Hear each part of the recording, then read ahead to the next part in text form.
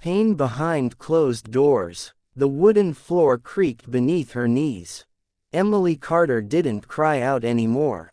Crying only made it worse. Her hands trembled as she pressed them against the floor, the cold seeping into her skin, grounding her in the cruel reality she lived every single day. The smell of burnt bread still hung in the air, the smallest mistake that had cost her everything tonight. "You useless girl." The woman's voice cracked like a whip. Margaret Hale stood tall above her, dressed in dark blue, her posture rigid, her face twisted with rage. She raised her hand again, not caring that Emily's dress was already stained with dirt and blood. "I said watch the oven." Emily swallowed hard. I'm sorry," she whispered. Sorry. That word had lost all meaning in this house. The Texas frontier was a hard place, but inside these walls, it was merciless. Emily had come here years ago after her parents died, taken in by her aunt's family. Or so she was told. In truth, she had been brought here to serve, to endure, and to suffer quietly. She wasn't family, she was property. Margaret's husband, Thomas Hale, stood near the door, silent as always. He never raised a hand, he didn't need to. His silence was permission, his cold eyes said enough. Emily collapsed forward, her strength gone. "That's enough," Margaret snapped, lowering her hand. "Clean yourself up. Dinner will be served soon." As Margaret turned away, Emily stayed where she was, staring at the floor. A tear slipped down her cheek, landing silently on the wood. She wondered, not for the first time, if anyone in the world even knew she existed. Outside, the wind howled across the dry Texas land. And somewhere far away, a horse's hooves beat against the dirt, steady, determined, and drawing closer. Emily didn't know it yet, but everything was about to change. A stranger at the threshold. The knock came just before sunset. It wasn't loud, it wasn't demanding, but in that house, it sounded like thunder. Margaret Hale froze mid-step, her hand tightening around the dishcloth. No one ever knocked on their door. Visitors were rare on this stretch of Texas land, and when they did come, Thomas usually chased them away. Emily was in the kitchen, scrubbing dried blood from her sleeve. She looked up instinctively, her heart pounding. Another knock. Thomas moved this time, slow and irritated. "Probably some drifter," he muttered. When he opened the door, the warm orange light of evening spilled into the cabin, and with it, a man Emily had never seen before. He stood tall in the doorway, dust clinging to his boots, a wide-brimmed hat shadowing his face. A long coat hung from his shoulders, worn but clean. A revolver rested at his side, untouched, as if it didn't need to be drawn to be understood. His eyes lifted, and they landed on Emily. She felt it immediately, that strange, dangerous feeling of being seen. The man's gaze flicked from her bruised wrists to the tear in her dress, then to the faint bloodstain she hadn't managed to scrub away. Something hardened in his expression. "Evenin'," he said calmly. "Name's Jack Wilder. My horse threw a shoe not far from here. I was hoppin' to ask for some water." Margaret stepped forward quickly, her voice sharp and false sweet. "We don't entertain strangers." Jack didn't look at her. His eyes never left Emily. She dropped her gaze, fear curling in her chest. Strangers never stayed. They never asked questions. And questions only meant trouble for her later. Thomas cleared his throat. "Take your water and go." Jack nodded slowly. "Fair enough." Margaret turned to Emily. "Girl, get the water." Emily moved stiffly, her body aching with every step. She poured the water with shaking hands, careful not to spill a drop. When she turned back, Jack was closer now, close enough that she could see the scar along his jaw, the quiet storm in his eyes. She held out the cup. Their fingers brushed. Emily flinched. Jack noticed. His jaw tightened. "Thank you," he said softly. For a second, just one, their eyes met. And in that second, Emily felt something unfamiliar twist inside her chest. Hope. Jack drank, then placed the cup down. He reached into his coat and pulled out a coin, setting it on the table. "For the trouble." Margaret's eyes lit up as she snatched it away. "Now go." Jack adjusted his hat, turning toward the door. Then he stopped. He looked back at Emily. "You all right, miss?" The room went dead silent. Emily's breath caught in her throat. Margaret laughed sharply. "She's clumsy. Always hurting herself." Jack studied Emily's face. The fading bruise near her eye, the way she held her arms protectively, the fear etched too deep for someone her age. He knew better. But he also knew when pushing would only make things worse. He nodded once. "Reckon you should take better care of her." Margaret's smile vanished. Jack stepped outside, the door closing behind him. Emily stood frozen, her heart racing. Outside, Jack mounted his horse. But he didn't ride away. He looked back at the house, the fading light catching in his eyes. Some wrongs couldn't be ignored. And Jack Wilder had never been a man to look the other way. When the cowboy spoke, night fell heavy over the Texas frontier. The house went quiet the way it always did after dinner, the kind of quiet that wasn't peaceful, only dangerous. Emily lay curled on the thin mattress in the corner of the small room she slept in, staring at the cracks in the ceiling. Her body ached, but her mind was louder than ever. "You all right, miss?" No one had ever asked her that before. She pressed her fingers against her chest, trying to calm the unfamiliar warmth spreading there. It scared her. Hope always did. Hope had a way of making pain sharper when it disappeared. The door creaked open. Emily stiffened. Margaret stood there, holding a lantern. Her shadow stretched long and twisted across the walls. "You embarrassed us today," Margaret said coldly. "I didn't say anything," Emily whispered. "You didn't have to." Margaret stepped closer, eyes burning. "That man looked at you like you were something worth protecting." Emily shook her head, tears filling her eyes. "I swear, I didn't."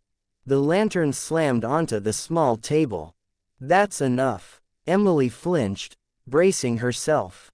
But the voice didn't belong to Margaret. It came from the doorway. Strong, calm, unyielding. Margaret turned sharply. "What did you say?"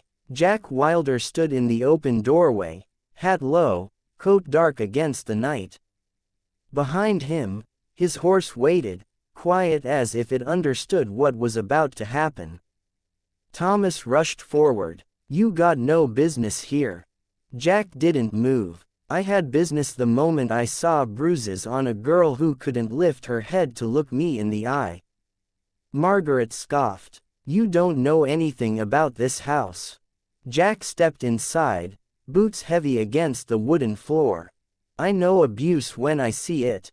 Emily's breath caught. No one had ever said that word out loud. Thomas reached for Jack's coat. "You leave. Now." Jack's hand moved. Not to his gun, but to Thomas's wrist. His grip was firm, controlled. "You touch me again," Jack said quietly. "And this conversation ends real different." Thomas froze. Margaret's face twisted with fury. "She belongs to us." Jack's eyes darkened. "No," he said. "She's a human being." Silence crashed over the room. Emily felt her knees give out as she sank onto the bed, tears streaming freely now. Not from pain, from relief. Someone saw it. Someone said it. Jack turned to her, his voice softening.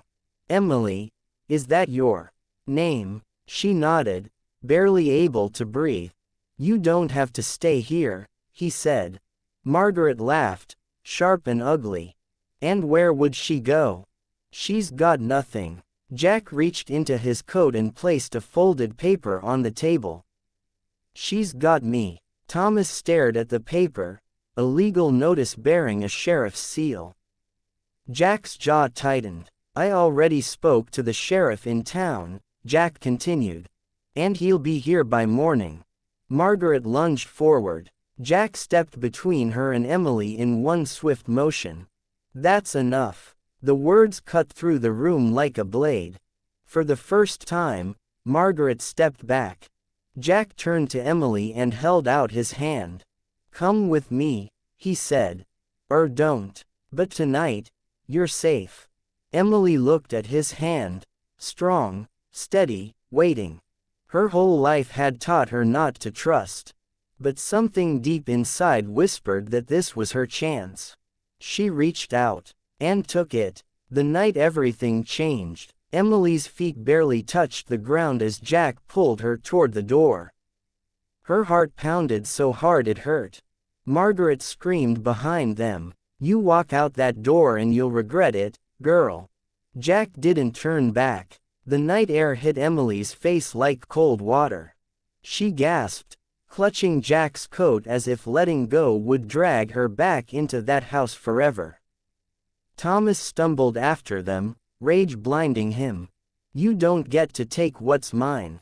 Jack stopped. Slowly, deliberately, he turned.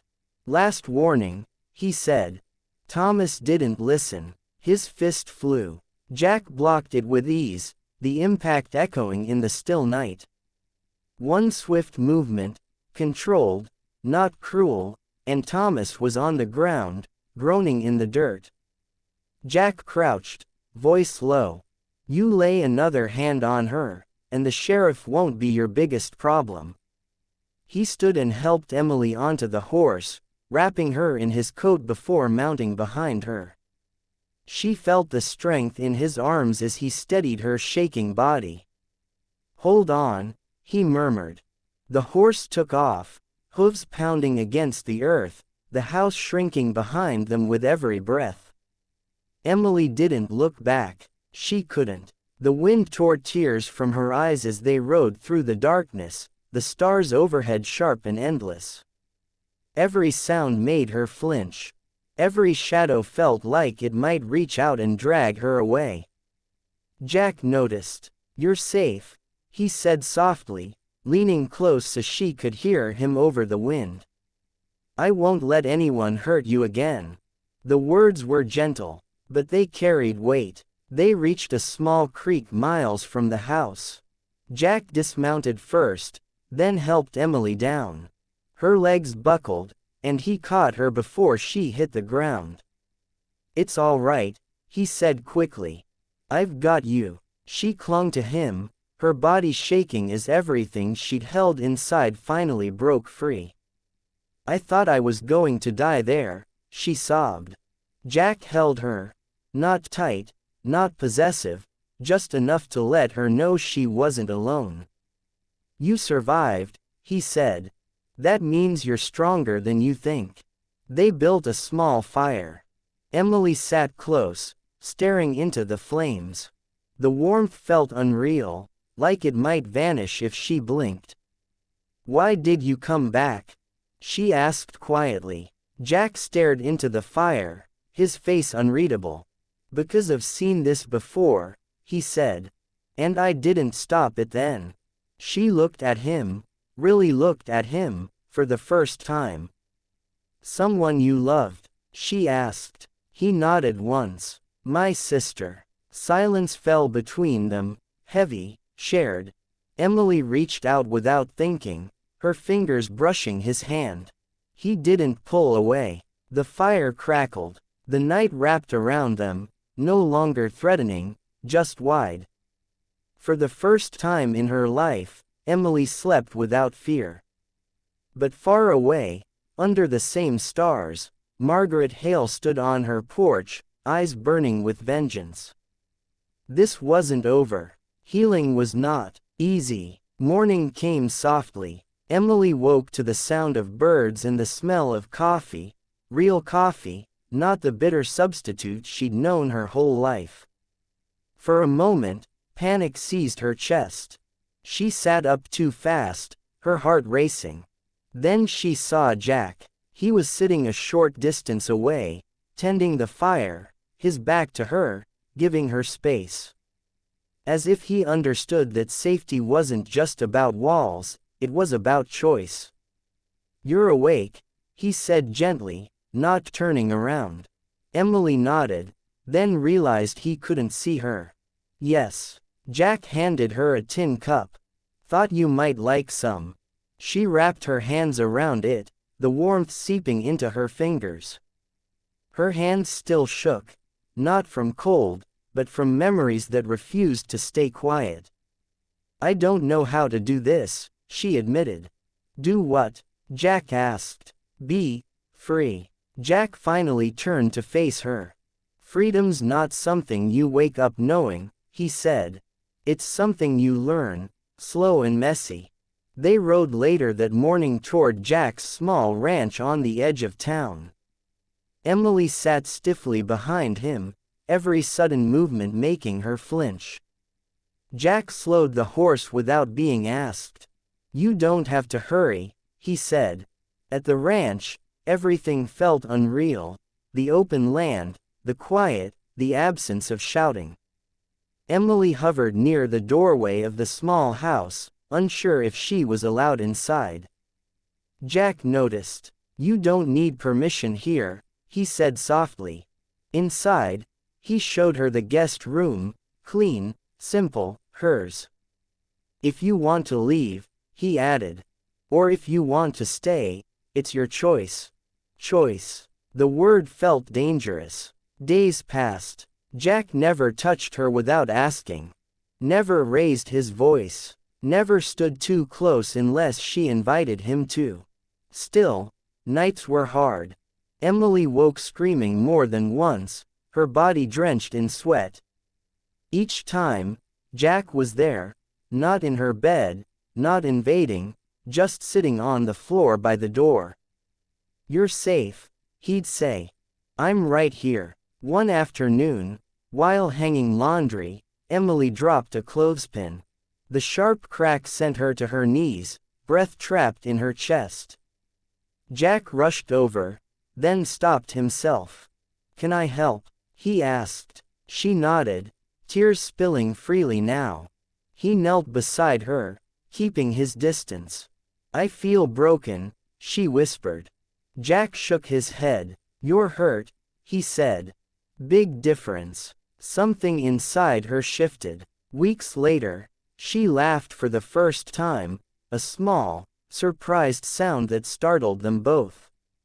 Jack smiled like it was the best thing he'd heard in years. That night, Emily sat beside him on the porch. "Why are you so patient with me?" she asked. Jack stared out at the land. "Because love that rushes isn't love," he said. "And because you deserve time."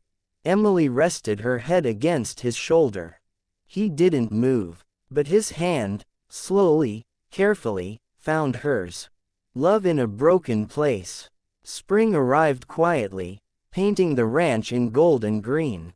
Wildflowers carpeted the fields, and the air smelled sweet with fresh earth and freedom. Emily walked along the fence line, her hands brushing the rough wood. For the first time, she felt at home. Jack followed, a few steps behind, giving her space. He didn't speak unless she wanted him to. Silence had become their language, comforting, not threatening. Emily stopped suddenly. She felt exposed, as if the wind could carry away her scars for the world to see. "You're smiling," Jack said softly, coming closer. I didn't think I could," Emily admitted. Her voice trembled. "I mean, not like this. Not since before." Jack placed a hand lightly on her shoulder. Hey, you're allowed to feel. Emily looked up, meeting his eyes. Do you really mean that? Jack's jaw tightened. I do. You've earned it, Emily. Every bit of it. For the first time, her heart dared to flutter in someone else's presence. Not fear, not panic, just something tender and fragile. Weeks turned into months. Emily learned to trust, first the land, then Jack, then herself. She helped with the chores, rode horses, and even laughed at Jack's corny jokes, though she pretended not to. One evening, as the sun dipped behind the hills, Jack handed her a small, hand-carved box.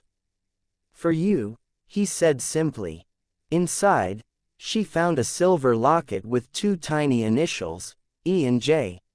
Emily's hands shook. It's beautiful. Jack's eyes softened. It's a promise, he said.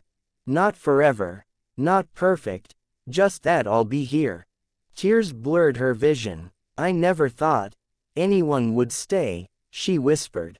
I'll stay, Jack promised. Even when it's hard. Especially when it's hard. That night, under a sky full of stars, Emily rested her head against Jack's chest.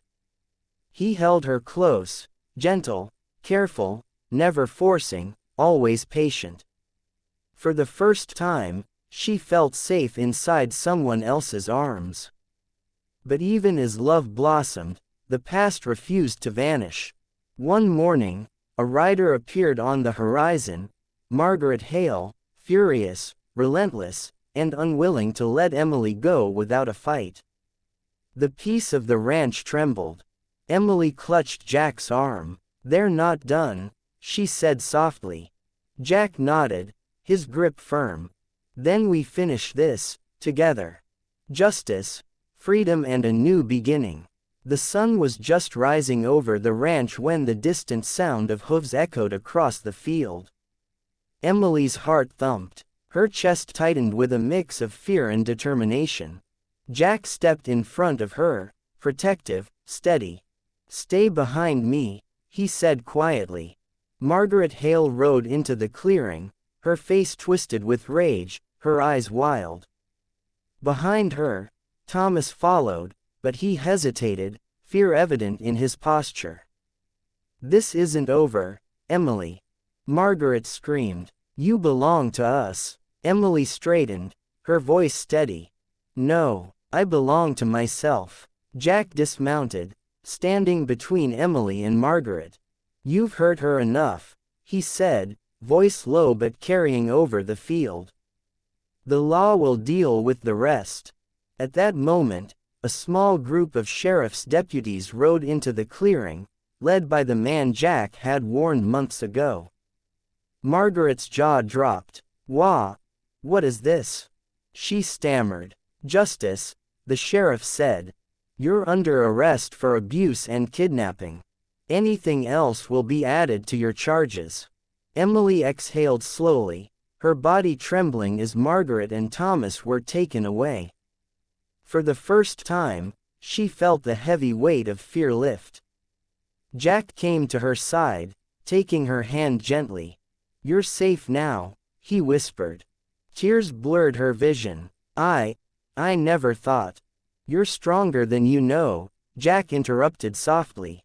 And now, you're free. Days passed. Emily slowly settled into a life that felt normal for the first time. She helped around the ranch, learned to ride confidently, and laughed, genuinely laughed, without fear hiding beneath it. Jack and Emily grew closer, not rushing, letting the slow, patient kind of love bloom. Nights were filled with quiet conversations under the stars, long walks along the fields, and the warmth of trust that had taken months to build. One evening, Emily stood at the edge of the ranch, looking at the horizon. The wind carried the scent of freedom, open, vast, and hers to claim. Jack joined her, wrapping his arm around her shoulders. Ready for the future, he asked. Emily leaned into him. Yes, she said, her voice steady. For the first time, yes. The sun dipped lower, painting the sky in colors that felt like a promise. The past had left its scars, but it no longer defined her. She was Emily Carter, survivor, strong, free. And beside her stood Jack Wilder, her protector, her partner, her love. Together, they rode into a new dawn, hearts healing, lives intertwined, and hope blazing brighter than ever before. If Emily's journey touched your heart, don't forget to subscribe and join us for more stories that make you feel hope and believe in love and courage.